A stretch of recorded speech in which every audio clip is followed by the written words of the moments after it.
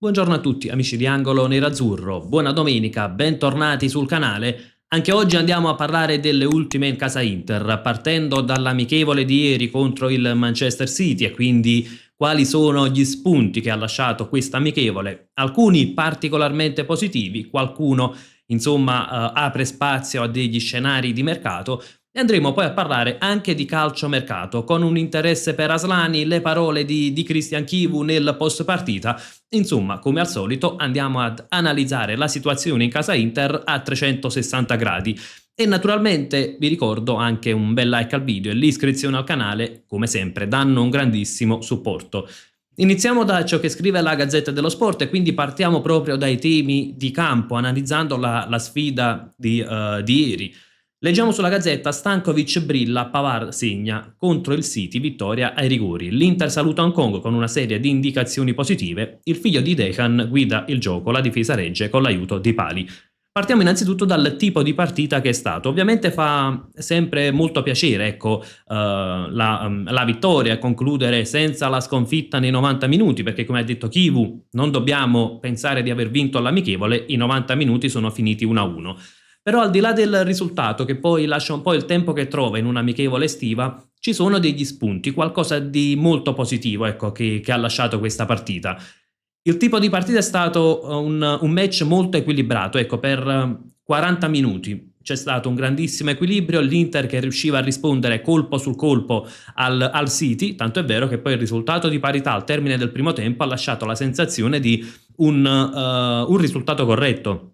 Nel secondo tempo, ad eccezione dei primi minuti di gioco con la doppia occasione Stankovic-Mosconi, poi è stato un monologo City. Tanto possesso palla, si giocava praticamente ad una sola metà campo e si è vista un po' la differenza anche tra quelli che sono poi i giovani del City e quelli che sono i nostri. Magari nel secondo tempo i calciatori più importanti della rosa, quelli che insomma hanno iniziato dal primo minuto, alcuni tra i più importanti, hanno iniziato ad accusare un po' di stanchezza, poi sono subentrati i giovani e si è vista una netta differenza. Però comunque è un Inter che è riuscita a tenere il risultato, seppur con l'aiuto di qualche palo.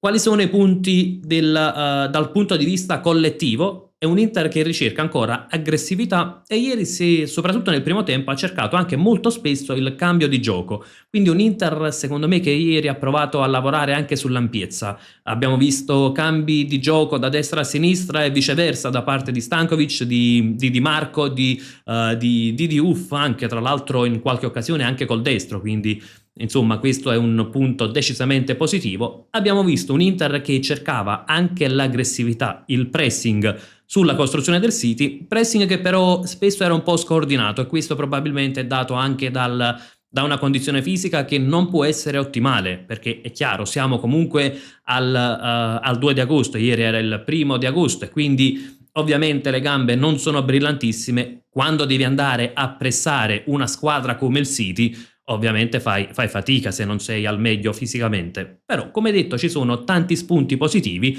e andiamo quindi anche a quelle che sono le prestazioni individuali, perché proprio da lì arrivano gli spunti migliori. Qui vediamo la Gazzetta dello Sport che dà i voti, ovviamente non mettiamo a riepilogare le pagelle insomma dei vari quotidiani, avrebbe poco senso in un'amichevole estiva. Però secondo la Gazzetta dello Sport il migliore è Stankovic, il peggiore è più Esposito, che in realtà, ecco, leggiamo, sbaglia dopo 3 minuti un gol che se fosse fresco festeggerebbe, si riabilita però evitando l'1-2 sulla linea di porta. Allora, su Pier Esposito io non sono d'accordissimo che sia stato il peggiore in campo, perché dal mio punto di vista è stata sì una prestazione non esaltante, però data anche dal fatto che non aveva i soliti compagni di reparto. Per esempio ha giocato Idrissou, ha giocato Mosconi in attacco, ma sono calciatori che in primis comunque mostrano una differenza di qualità, di rendimento rispetto ai calciatori della prima squadra, e poi non hanno affinità con i compagni di squadra. E questo ovviamente un calciatore come Pia Esposito, che gioca tanto spalle alla porta, che magari fa delle sponde, che dialoga col compagno d'attacco, ovviamente paga molto il fatto di non avere feeling, ecco, col compagno di reparto. Arriviamo però alla nota più positiva, ecco, di giornata, il migliore Stankovic, perché è un amichevole che ha dato delle risposte eccezionali sul, come l'ha ormai soprannominato qualcuno, il draghetto. e la soddisfazione è che praticamente la partita di ieri ha confermato tutto quello che avevamo analizzato qualche settimana fa nel confronto Çalhanoğlu-Stankovic anche nei numeri. È stato un calciatore che ha fatto benissimo in fase di possesso, quando si trattava di costruire. Ecco, per esempio, vediamo qualche statistica, che naturalmente parliamo di statistiche di un amichevole, però dal punto di vista individuale ci danno una grande indicazione sul tipo di partita giocato da Aleksandar Stankovic. Vediamo passaggi precisi, passaggi nella metà campo avversaria il 94%, lanci lunghi precisi 6 su 6, un numero molto alto. Segno che Stankovic, ecco, anche contro una squadra che comunque porta la pressione alta, che comunque non lascia giocare, lui ha messo in mostra tutte le sue qualità.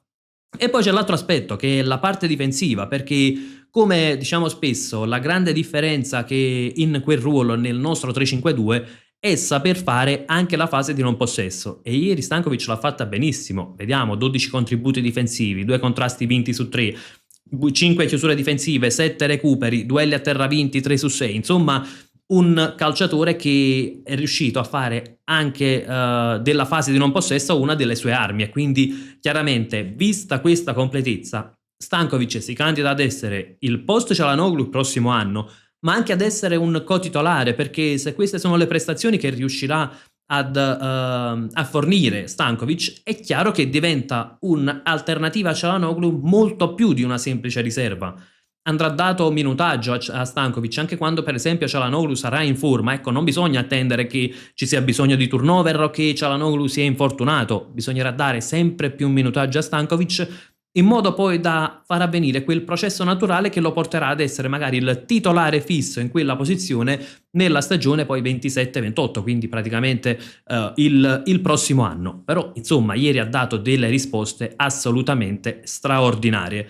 Arriviamo invece su un altro calciatore che comunque, ecco, attirava molto l'attenzione un po' sia dei tifosi sia chiaramente anche degli addetti ai lavori, ed è Diouf, perché è un calciatore che insomma si sta adattando in un ruolo non suo. Ieri ha dato delle risposte positive, oserei dire a metà, nel senso che dalla metà campo in su Diouf ha confermato tante cose positive, insomma l'abilità della progressione palla al piede, la bravura nel puntare all'avversario, la bravura, ecco, magari anche nell'accentrarsi, nel creare scompiglio. Il gol, l'azione che poi porterà al gol nasce proprio dalla giocata di Diouf che si accentra, serve Stankovic e poi ci saranno gli sviluppi che alla fine porteranno al gol di Pavard. Però ecco, è quel tipo di giocata che può creare scompiglio. Altra nota molto positiva di Diouf è l'utilizzo del piede destro. In più di un'occasione ha utilizzato il piede debole anche per delle aperture, quindi non proprio semplicissime. E questo ovviamente è un grande passo in avanti, perché di Diouf avevamo detto spesso può far fatica nell'ampiezza e nella profondità.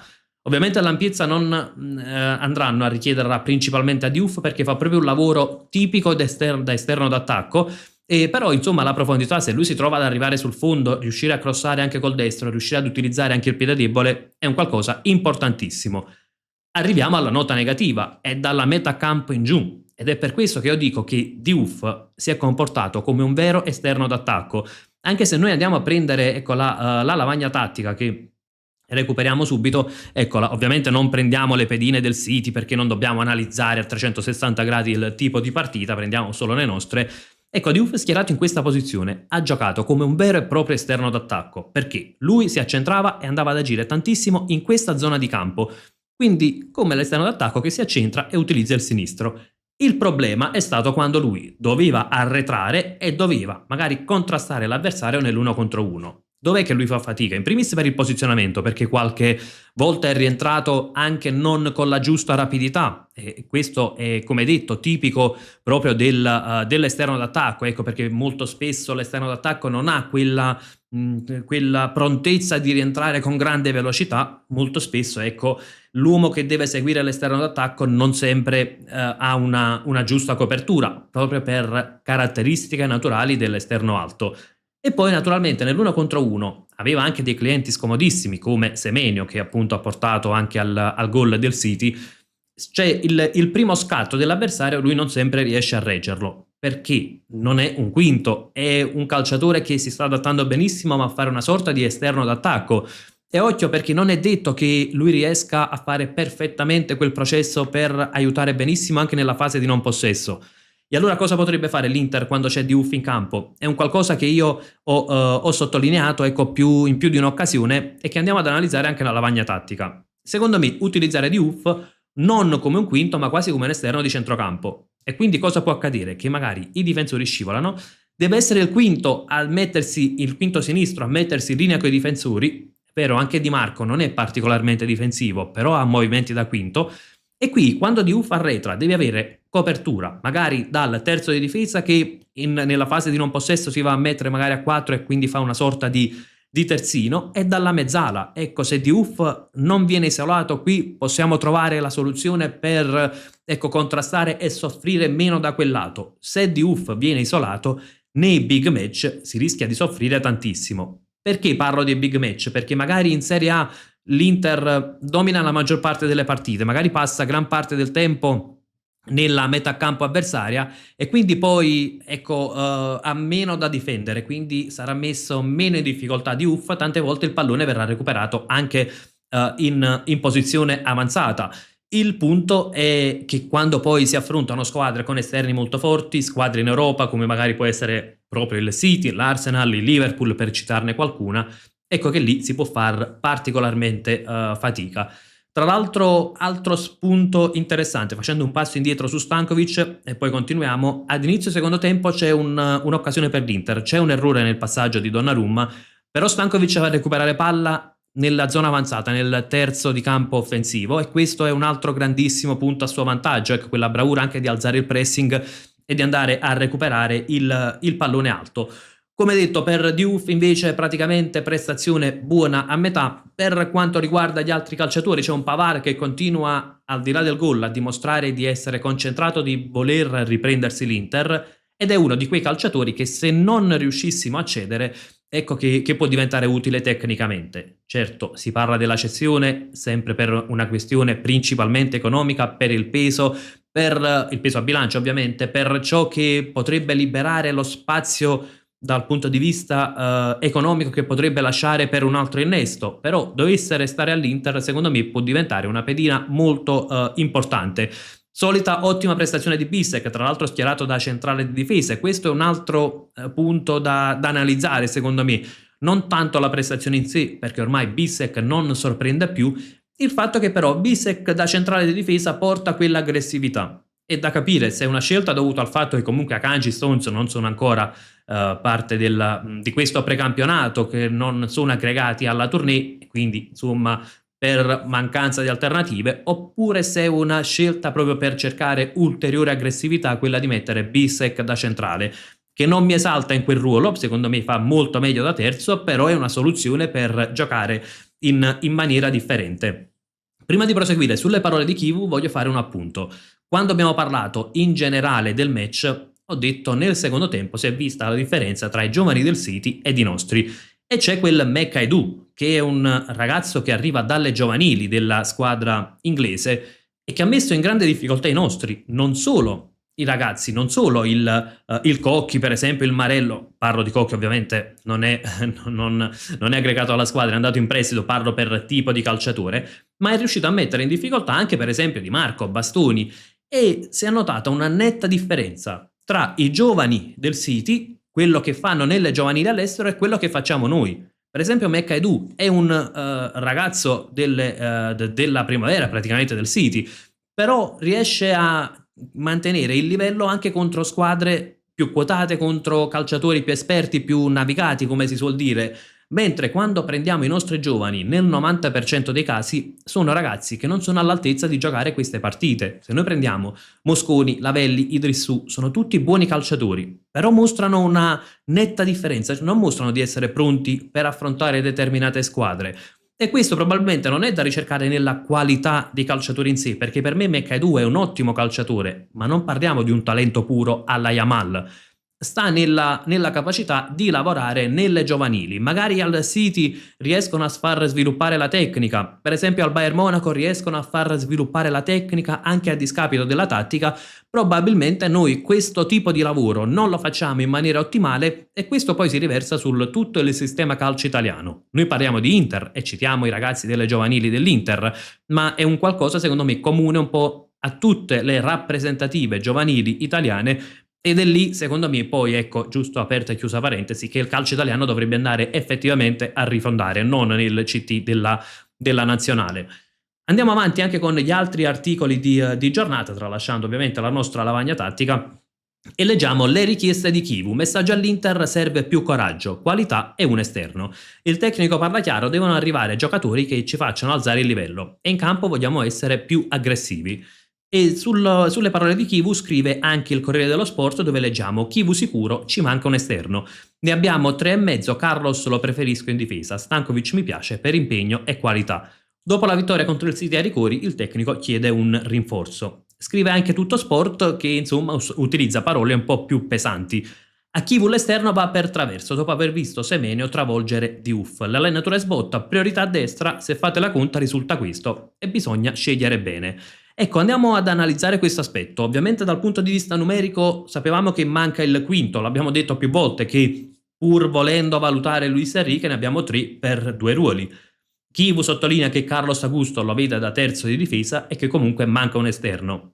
Io aggiungo un altro aspetto invece. L'esterno manca, l'esterno destro serve un calciatore più completo, un calciatore che sappia far bene la fase difensiva, perché altrimenti ci saranno partite dove Diouf può andare in grossa difficoltà in fase difensiva, l'abbiamo visto anche ieri. Ma sottolineo un altro aspetto. Secondo me il vice Di Marco potrebbe farlo Marello, che tra i giovani è quello che io vedo più pronto per tenuta fisica, tattica, tecnica, e quello che invece è in più praticamente è Luis Enrique, perché anche ieri Luis Enrique entra in campo con un buon piglio, poi alla lunga non riesce a dar nulla, né in fase offensiva né in fase difensiva, anche per postura del corpo quando deve affrontare gli esterni del City. Insomma, secondo me è quasi un pesce fuor d'acqua in questa Inter, ed è lì magari la batteria d'esterni di Marco Marello da un lato, quindi c'è bisogno di avere coraggio, Diouf e un altro quinto se si riuscisse a vendere Luis Enrique. Ovviamente questo Chivu non può dirlo in conferenza stampa, non può screditare in questo modo un calciatore, però secondo me quella sarebbe la soluzione migliore. E mi auguro che l'Inter, anche dopo quello che abbiamo visto ieri, concentri grandi risorse sul quinto, non sul difensore, che Romero alzerebbe il tasso tecnico sicuramente, Jones a centrocampo alzerebbe il tasso tecnico sicuramente, ma non sono le priorità del mercato, come appunto ha sottolineato anche Chivu dal punto di vista numerico. E proseguiamo, il Corriere dello Sport scrive: Inter all'inglese, società e allenatore vogliono una squadra veloce e aggressiva.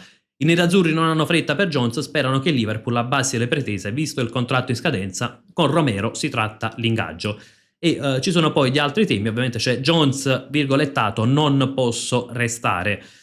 E prima di passare ecco, alle altre situazioni, quelle che invece possono essere le uscite, ecco, il Corriere dello Sport sottolinea ciò che l'Inter sta cercando, ciò che è stato evidenziato anche ieri: aggressività, velocità. Anche ieri, soprattutto nel primo tempo, quando magari le gambe giravano meglio, si è visto un Inter che cercava ecco, di velocizzare il gioco, un ritmo alto, pochi tocchi e palla in avanti, cambi di gioco. Insomma, quell'Inter, come scrive il Corriere, un po' all'inglese, e probabilmente è per questo che si vanno a cercare tutti i calciatori dalla Premier. Il problema è che questa ricerca in Premier sbatte un po' contro quello che è l'aspetto economico, le necessità ecco, dal punto di vista del bilancio, perché quando vai a cercare Jones il Liverpool spara alto, addirittura la Gazzetta parla di 45 milioni la richiesta del Liverpool e che difficilmente scenderà.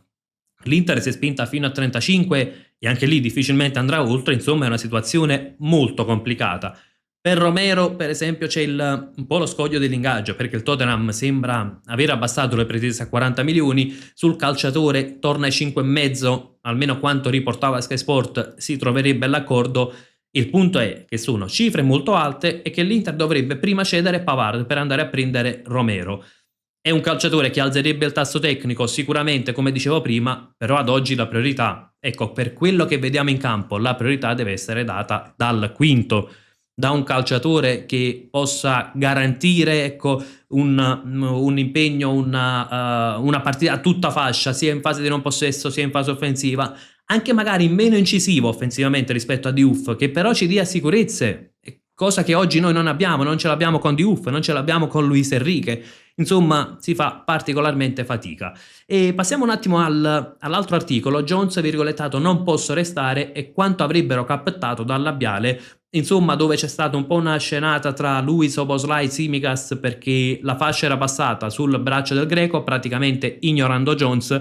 Tsimikas, che lo scorso anno non era neanche a Liverpool, era in prestito alla Roma, quindi secondo quanto riporta Tuttosport, a Jones non sarebbe andata giù questa situazione, il calciatore vorrebbe unirsi all'Inter, da qui anche diversi like social che insomma non avranno grande importanza, però ad oggi, ecco, danno tanti segnali, e quindi insomma un Jones sempre più lontano dall'ambiente Liverpool. Il problema è che i Reds non hanno necessità di vendere e probabilmente non abbasseranno di troppo le pretese sul centrocampista. Andiamo anche con gli ultimi articoli, leggiamo Frattesi via, la sua uscita può avvicinare il colpo Jones. Ovviamente anche su Jones c'è bisogno di fare prima delle uscite.